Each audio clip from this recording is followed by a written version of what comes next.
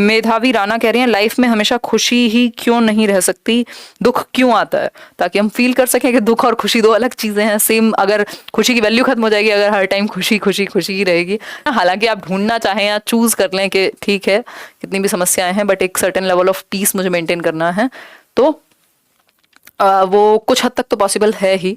तो हमें वैल्यू समझ आती है। और अगर ऐसे ऐसे नहीं होगा, सिर्फ स्ट्रेट लाइन हो जाएगी, दुख है तो दुख, सुख है तो सुख, तो फिर मतलब वो डेड वाली फीलिंग आ जाएगी ना।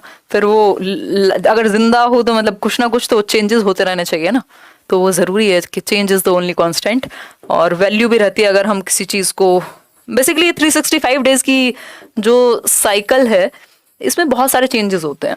मतलब ये टाइम चेंज होता है और एक अच्छा समय, बुरा समय, फिर मेहनत आप कॉन्स्टेंटली करते रहें, किसी एस्पेक्ट में अच्छा होगा, मान लो काम अच्छा चल रहा है, हो सकता है फैमिली में किसी को दिक्कत हो जाए, हो सकता है कुछ और हो जाए, फिर हो सकता है वहां से आप खुश हैं या बिल्कुल मतलब चलो फॉर्चुनेट हैं कि वहां कुछ नहीं है, दूसरे एस्पेक्ट में कहीं दिक्कत हो जाए, तो कभी इमोशनली, कभी फिजिकली, हेल्थ में कुछ इशू हो जाए, कभी इकोनॉमिकली, कोई ना कोई एक एस्पेक्ट गड़बड़ चलता रहता है। तो ये उसके लिए हमें प्रिपेयर्ड रहने की जरूरत होती है। और बहुत ज्यादा ये नहीं हम कह सकते कि यार मतलब मेरे साथ ही क्यों, सबके साथ कुछ ना कुछ तो है ही, फेयर तो नहीं है चीजें अगर हम बात करें कि हमारे हिसाब से हो, वो तो पॉसिबिलिटी नहीं है।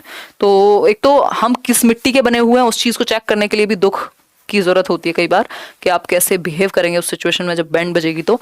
और दूसरा वैल्यू बनी रहती है चेंज की। सुख के बाद दुख आएगा तो दिन के बाद रात में मजा है ना, अगर सिर्फ रात रहेगी तो वैल्यू नहीं रहेगी। तो वो वाला सीन है। आगे बढ़ते हैं। खैर ये मेरे विचार थे, आपके क्या विचार हैं आप बता सकते हैं कमेंट्स में।